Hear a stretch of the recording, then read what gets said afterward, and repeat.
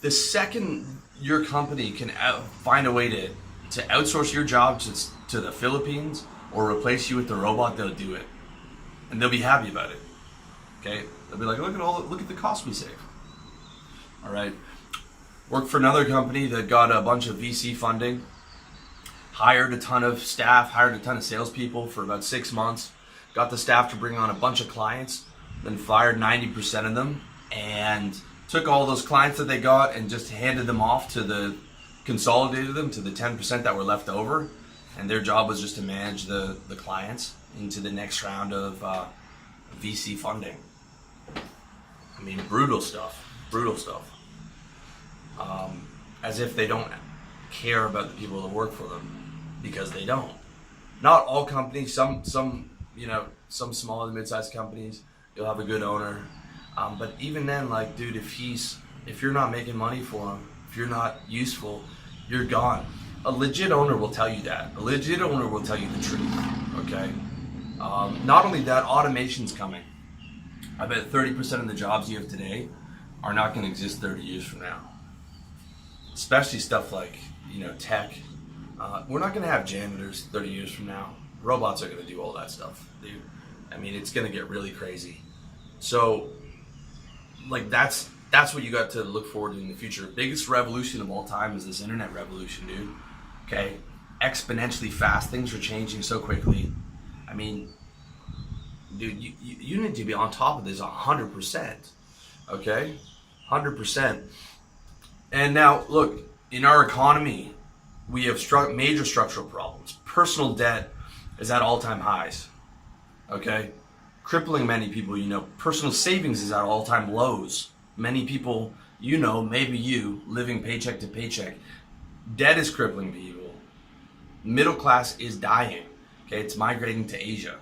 All right? You do not have the luxury of buying into other people's dreams. Okay, that $50,000 job or that movement or that sports team is not going to get you where you need to go. It's not going to be even close. All right? You need to look out for number one, fulfill your dreams, fulfill your mission. And just in terms of survival, dude, like you need to get out of that debt. You need to get out of paycheck to paycheck. I mean, before we're even talking about your dreams, before we're talking about thriving, you need to get surviving. You need to solve taxes either by moving, getting tax residency somewhere else, or making enough. Once you start making over 100 grand is where you can start doing the write-offs and the loopholes and take advantage of all the shit that rich people take advantage of, because rich people don't pay taxes. Okay? Google's domiciled in Ireland, right? I don't know what they're paying, maybe 7% a year. And those guys aren't paying personal taxes. It's in a trust. It's in write-offs. It's reinvested through corporate structures.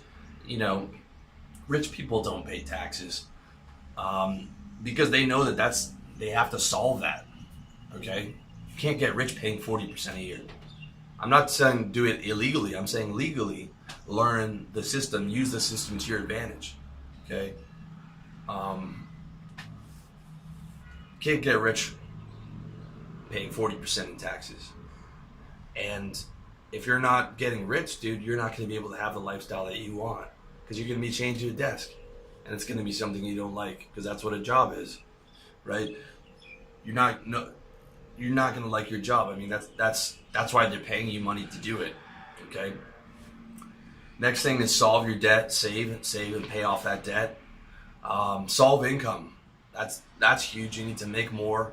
Making more income solves more problems than anything else. When you make when you double, triple, quadruple your income and you get your taxes sorted out, I mean, dude, like it's game changing. Look around, man. I used to be in sales every day, grinding to work, sitting through winter, Toronto winter, snow. Horrible, man. I hated it. Okay, you get that income up, get your own business going. Solve inflation by reinvesting into your business. You're losing 3% a year on inflation. Okay, solve unfulfillment by finding what you want to do, finding your mission, building your dream, making it a reality. Okay, like you need to figure out first how to survive, then how to thrive, then how to self-actualize and get the lifestyle you want to do. And that's a full-time job getting there. Plus getting your health together, women, fitness, all these things, okay? Creating, achieving your mission on this planet. I'm talking about getting control of revenue where you can't be fired. I'm talking about being an entrepreneur who can pivot in and out of trends. So automation, none of that matters to you because you're not defined by your skill set of like what you can do as a job. You're an entrepreneur who's defined by understanding trends, finding a need, selling to it, and getting people to do it for you. You'll never go out of business with that mentality. I'm talking about building a big safety net and getting rich and getting comfortable. Okay, I'm talking about getting the women you want in your life. I'm talking about getting healthy, getting good food, getting the physique that you want. I'm talking about building up a network of people who actually care about you, who actually would help you, okay? As opposed to, people who pretend that they care on Facebook or that you're part of a movement or your colleagues at work. When you quit a job, how many of those colleagues do you keep in touch with? I don't keep in touch with any. Not one person that I worked with. Can't imagine how much time I spend with them. Okay? All the stuff that I just talked about, that's a full-time job. You don't have time to be LARPing as a fucking Twitter activist, dude. You don't have time for that. Okay? You don't have time to be spending all your time on fantasy football and being upset when your team loses. And you're coming into work upset. You're spending your free time that you could be doing a business on at fantasy football, making those guys' dreams come true. Okay? You don't have time to be believing in your company's mission, who can fire you at the drop of the hat. And no matter how much more money they make, that doesn't affect your bottom line. It's like, dude, they're holding company meetings and staff, and they're excited about all these milestones. Of course they're excited, dude. That guy's taking millions of dollars out of the company. How can you be excited about anything when you're making 45, 50 grand and 20 grand's going to taxes and unemployment and pensions and shit that you're not even going to fucking see by the time you retire? Like, you should be pissed off about, like, if you're just starting to figure this stuff out now, you should be pissed off, okay? Because people are lying to you. You're being sold dreams, dude. You're being sold dreams since school. That you're going to be a good boy, go to school, do all the right things. And that just prepared you, like, for the corporate world of doing what you're told, being a good boy, and you're going to be taken care of. You do the right thing, you're going to be taken care of. You're not going to be taken care of, man.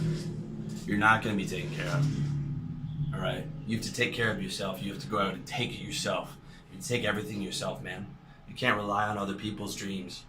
You know, when you're relying on their mission and their dream, they're getting rich and you're getting their table scraps, okay? Like, never gonna be able to live your dream that way. And dude, if you don't care about your dream and your mission, who the fuck else is gonna care about it for you? Okay, no one's gonna care about your interests as much as you are, all right? That's the reality. And the only game you play is your game with your mission where you make the rules. Otherwise, you're getting played, man. If you're playing someone else's game, you're getting played. Okay? And all that stuff that I'm talking about, that's a lot of work. Everything that I'm saying that you need to do, that's a lot of work. That's total dedication to playing the game of life. Alright? Total dedication. You don't have time for that other stuff. So, that's the bad news. The good news is, despite all that bad news, today is the best time to be alive in human history. Not even a joke. That's why I look at these political guys, I'm like, you gotta be kidding me, dude. You gotta be kidding me. For the last 10,000 years, the vast majority of our ancestors were feudal level serf farmers doing back-breaking farm labor to eke out a terrible living. If you want to see what that looks like, come out here to Thailand, drive up to the countryside. Okay, you're gonna see people with those big hats working all day, 12 hours a day, doing back-breaking labor to farm rice for $100 a month to live in what's basically a shack in the beating, sweltering hot sun. And they don't complain about it at all because they're tough as nails. And believe me, I respect them. But I'm saying that's what most of our ancestors' reality was like, okay? You gotta be kidding me to be complaining about how things are today. You can work from anywhere. You can build anything. You can get online money. You can travel anywhere. You can own and operate your business from anywhere. You have unlimited social mobility, okay? You can start from nothing and become a billionaire, You have access to incredible, insane technology, like the smartphone I'm talking to you on. You have incredible healthcare our ancestors could only dream about. I mean, the stuff we have now that we shake our, oh, my phone's not perfect. The King of England 100 years from now would have killed thousands of people just to get his hands on a smartphone with internet. Okay, incredibly lucky. Absolutely the best time to be alive in human history. And you have the internet, the greatest equalizer known to man. If you don't like your life, you literally have all the information, most of it for free, that all you have to do is type in and search, and you can figure it out, how to solve your problems. It's absolutely incredible, okay? And if you're one of these guys that wants to help people, and that's why you're into politics, it's like, dude, you can't help anyone when you're fucking poor. When you're making your 40 grand and your room's a mess, okay? And you're paying taxes and CPP and EI, you're useless to people. You can't even help yourself. That's the reality. You're one paycheck away from going on the streets or borrowing off mom and dad or borrowing off somebody, okay? If you want to help people, you actually can when you help yourself. If you get up to 6 figures, you can tithe 10%, that's 10 grand a year. If you get up to 7 figures, okay, and you want to tithe 10%, that's 100 grand a year you can give to people to help them, all right? At that point, right, you can really help the people that you're giving. I'm not talking about charities. I'm not talking about wasting money by giving it to a charity where 90% of the money you give to a charity goes to the management team. I'm talking about like you can actually help people. And if you're gonna help people, man, help the people around you. Help the people in your network first. Don't send that money off to Africa where you don't know where it's going. It's like, dude, if you're giving money away, are all your friends, is your tribe taken care of? Are all those guys doing well? Could you not give it to them first, right? I'm saying, like, you got to think about all this stuff. Even a charity is someone else's mission. It's like, if I'm gonna give money, I'm gonna give it to you guys because you guys are supporting my mission. By buying those products.